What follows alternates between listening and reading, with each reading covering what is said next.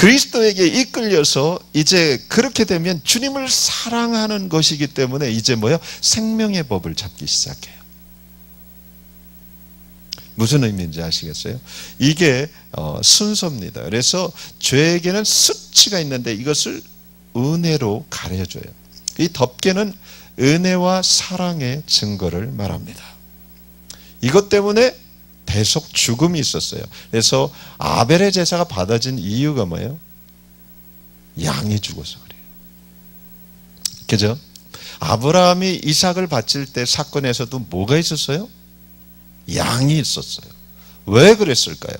하나님은 양의 상징으로 예수 그리스도를, 하나님의 어린 양을 보라 그러잖아요. 세례 요한이 예수님의 모습을 보고, 그죠? 어린 양, 대속죄물을 의미하는 거예요.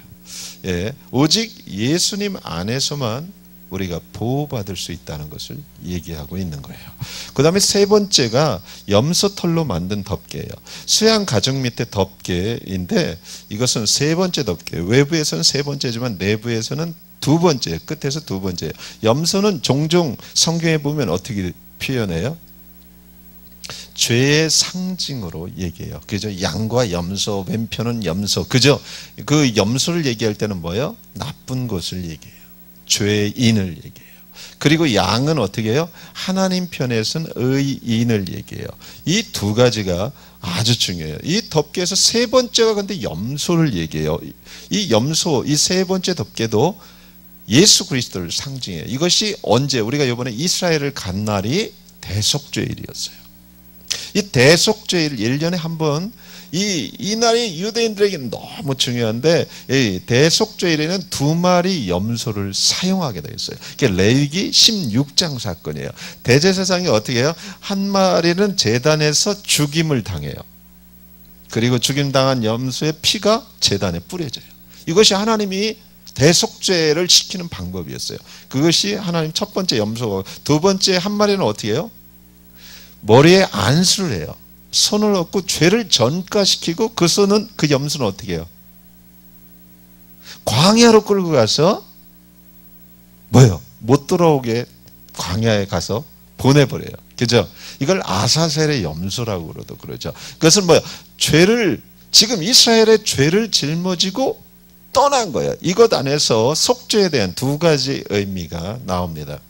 뭐냐면 첫 번째 염소는 죄값을 치른 거예요.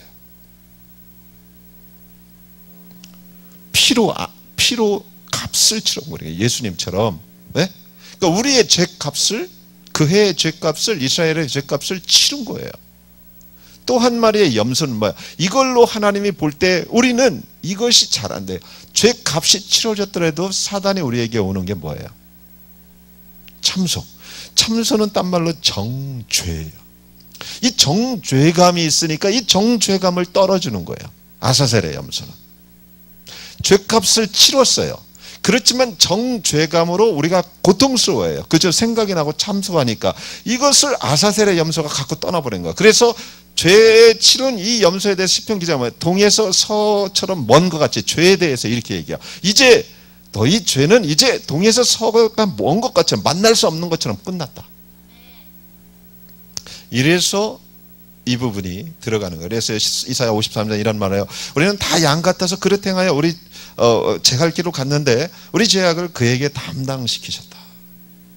그리고 고린도 후서 5장에는 하나님이 죄를 알지도 못하신 자로 우리를 대신하여 죄를 삼으신 것은 우리로 하여금 저희 안에서 하나님의 의가 되게 하려 하십니다. 하나님의 의가 우리 안에 임했다는 거예요.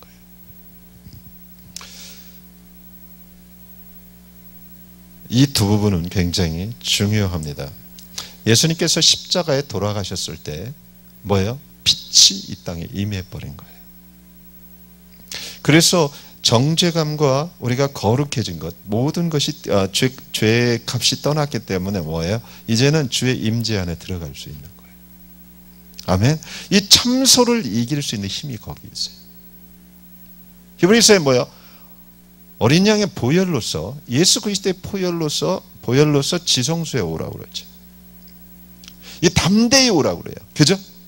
성경은 이런 말이에요. 담력을 얻었다 그래요. 뭔 놈의 담력까지 얘기를 해요. 그것은 뭐냐면 그 정도로 하나님께서 이 십자가의 이 사건이 엄청난 일을 했다는 거예요. 그래서 더 이상 정죄함을 갖지 않고 들어오라는 거예요. 왜? 심판이 끝났기 때문에. 아멘? 영단번의 제사로 그의 임재 가운데 들어갈 수 있습니다. 자, 그렇다면 우리가 이렇게 하나님 앞에 이런 마음을 갖고 이렇게 계속 나가야 주님을 깊이 만나고 그분과 사랑의 관계에 더 깊어지는데, 그죠? 왜요? 여러분 이런 게 있어요. 저 사람이 내가 잘못한 걸 알고 나를 꾸중할 것 같아. 그러면 그 사람하고 나가기가 쉬워요, 어려워요? 어려워요. 가긴 갈 수도 있어. 어차피 뒤에서 밀고 막 가자 끌고 가서 앉았는데 고통스러워요? 안 고통스러워요? 입도 안 떨어져. 나한테 꾸지란 말 할 것 같아서. 그죠? 눈만 봐도 나를 다 하네. 뭐 이러니 두렵기만 해. 무슨 얘기인지 아세요? 이런 사람들이 많아요. 그렇기 때문에 요한 1서에 하나님께서는 다시 한번 뭐예요? 우리가 하나님 앞에 매일 나가야 되는데 나가는 기준을 얘기해요. 우리가 우리의 죄를 자백하면. 그 효력은 아직 있어요. 그래서 뭐예요? 컨페스를 하라는 거예요. 그는 미쁘시라 우리를 모든 죄에서 깨끗게 하십니다. 그래서 여러분 안에 있는 죄로 인해서 죄책감과 사단의 참소, 여러분의 두려움을 빨리 없애고 나가라, 이 말을. 이 땅을 걸을 동안 우리가 죄 없이 살기를 소원하지만 그것은 굉장히 힘든 과정을 겪어야 합니다. 그죠? 누구나 그래요. 저도 죄 없이 살고 싶어요. 그렇지만 어느새 제가 죄 가운데 있는 걸 봐요. 어떤 사람을 판단하고요. 어떤 사람을 미워하고요. 뭐 나가서 사기를 치거나 그런 일을 하겠어요. 설마 우리가. 하지만 우리는 뭐예요? 율법을 갖고 있기 때문에 그래요. 율법을 갖고 있다는 것은 내가 찔림을 받을 수 있는 중요한 축복이에요. 근데 율법을 갖고 남을 대입하면 이건 바리새인이 되어버려요. 이건 자기예요. 그죠? 나는 저 세리와 같지 않습니다. 이 얘기만 하는 거예요. 맨날. 근데 율법을 가졌다는 것은 엄청난 찔림이 계속 있다는 거죠. 그게 살아있는 거예요. 그때마다 뭐예요? 사단의 참소가 있죠. 그때 예수 그리스도의 앞에 뭐예요? 컨페스를 하는 거예요. 하나님 내가 또 이랬습니다. 또 이런 생각이 드네요. 용서해 주세요. 그리고 그걸로 완전히 예수 그리스도의 보혈의 능력을 믿는 거죠. 그리고 주 앞에 다시 나가는 거예요. 사랑하는 여러분, 잠언 28장에 이런 말을 해요. 자기의 죄를 숨기는 자는 형통치 못하나 죄를 자복하고 버리는 자는 불쌍히 여김을 받으리라.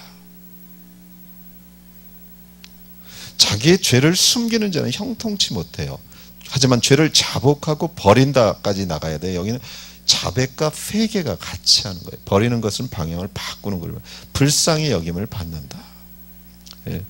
사랑하는 여러분, 이건 굉장히 중요해요. 주님께 불쌍히 여김을 받을 수 있다는 건 축복입니다. 여러분, 예수님이 이 땅을 걸으실 때 수많은 사람이 주님의 긍휼을 경험해요. 여러분, 긍휼, 주님의 긍휼을 정말 사랑 안에 담긴 거거든요. 주여, 다윗의 자손 예수여, 나를 긍휼히 여기소서 그랬단 말이에요. 그때마다 주의 긍휼이 임했어요. 그죠? 그게 주의 사랑의 표현이에요. 여러분, 긍휼을 원한다는 것처럼 복이 없어요. 우리는요, 긍휼과 자비보다는 세상 것을 원해요. 이게 문제예요. 가장 큰 게 긍휼과 자비예요. 그분의 사랑이에요. 나의 죄를 씻어주시는 그분의 놀라운 은혜예요. 이것이 가장 커요. 자요, 다시 한번 말합니다. 우리가 이 땅을 걸으면서 가장 필요한 것은 은혜예요. 근데 은혜의 핵심은 그분의 사랑이에요. 은혜를 딱 받은 순간 세상이 변해서 좋은 게 아니에요. 하나님의 긍휼을 경험해서 좋은 거예요. 그죠? 근데 그 순간을 여러분들이 놓치는 건 금방이에요. 그분을 놓치면 금방 놓쳐요. 이게 핵심이에요. 그 다음부터는 하나님의 뜻을 구해요. 이건 잘못된 시험지를 계속 풀어나가는 거예요. 신앙생활을 하면서. 그분은 그것을 통해서 목적이 단 하나요. 너 나하고 교제하자 이거거든요. 그죠? 너하고 에덴을 살자 이 얘기거든요. 에덴은 가장 행복한 곳이었어요. 인간에게. 이유가 있다면 하나님과 완벽한 교제가 일어나는 장소였거든요. 단 하나요. 에덴에 뭐 먹을 게 많고 그런 것도 있었을 거예요. 하지만 그것보다 가장 아담과 하와를 안정감 있고 만족시켰던 것은 하나님과 교제가 완전하게 이루어졌던 것이에요. 그래서 죄진 이후에는 우리에게 가장 필요한 건 긍휼이에요. 긍휼을 통해서 하나님의 온전한 사랑을 깨닫거든요. 근데 그것은 주님을 바라보고 주님과의 그 관계, 계속 사랑의 교제로 예수 그리스도를 향하여 나갈 때만 놓치지 않을 수 있는 거예요. 그래서 사도 바울이 디모데에게, 그러면 디모데후서에 그런 말을 한 거예요. 내가 은혜 속에 거하고 은혜 속에 강하여진다. 맞아요. 사람은요, 능력, 은사로 강해지지 않아요. 여러분 잘 들어보세요. 은혜 속에 있을 때 강합니다. 은사로 못 고칠 거 많아요. 은사로 해결할 게 너무 많아요. 세상에는. 그죠? 근데 은혜로는 모든 걸 이길 수 있어요. 이게 기독교의 핵심이에요. 사도 바울이 이걸 붙잡고 디모데에게 이걸 얘기한 거예요. 네가 딴 것이 아니다. 은혜 속에서 거하라. 자기는 은혜의 핵심인 예수 그리스도와 십자가 이외에는 나가 알지 않겠다. 이걸 붙잡고 끊임없이 간 거예요. 예. 주의 긍휼 한 번 받고 끝나는 거 아니에요. 매일 경험해야 돼요. 매 순간 죄가 드러날 때마다 그걸 경험해야 돼요. 제가요 50년을 실제 예수 잘 믿어보려고 몸부림쳤는데요, 너무 힘들었어요. 근데 이제야 발견했어요. 이제야 발견한 것도 얼마나 감사한지 몰라요. 그러다 보니까 사실 수많은 사람이 보여요. 왜 불행할까? 왜 얼굴이 힘들까? 그래, 어려운 일이 있어서 그럴 거야. 그건 인간적인 생각. 실제 정답은 주님을 놓쳐서 저래. 맞아요? 제가 우스갯소리로 그래요. 여러분, 이 땅에서요, 여러분 곧 죽을 것 같아도요, 자살만 하지 않으면 그 사건 넘어가요. 죽지만 말아요. 맞아요? 여러분 인생에서 쭉 보세요. 지금 죽을 것 같아죠? 자살만 하지 않으면 넘어가요. 아이고 목사님 저 정말 죽을 것 같아요. 뭐 망했고요. 애들은 자살만 하지 마세요. 내년에는 어떤 얼굴로 바뀔지 몰라요. 여러분 실제예요. 세월은 흘러가게 돼 있어요. 그래서 옛날 가수들은 세월이 약이라고 그랬잖아요. 사랑하는 사람과 헤어지고 죽을 것 같았는데 죽는 놈이 미친놈이야. 바보 같은 놈이지. 왜 죽어? 그 사람은 하루 울고선 이튿날 새 여자 만나고 웃는데. 안 그래요? 그 여자 왜 죽어? 그 귀신 돼서 원수 갚을 거야? 웃기는 얘기지. 이것도 이상하게 이게 이단 소리 듣겠네. 이 말 또 잘못 나오면 사람 죽으면 귀신 안 돼요. 또 이거 내가 또 그렇게 얘기했다면 꼭 그런 얘기가 나와서 돌더라고. 나 참. 그분도 와서 그러더라고.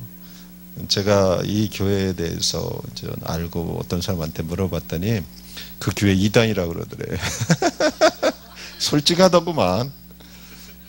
근데 자기가 2단이고 3단이고 나는 모르겠다. 자오자 예수를 만나야 된다. 그래서 왔다. 예, 그래요.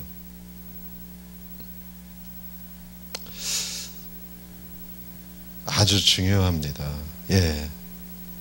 은혜 안에 거하면요, 여러분 살아납니다. 그것밖에 없어요. 자, 옆에 사람들 보지 마시고 늘 한번 봐보세요. 저는 교회 올 때마다 얼굴을 쭉 봅니다. 제가 앞에 있으니까. 그러면 딱 알아요. 아, 은혜가 있으시구나.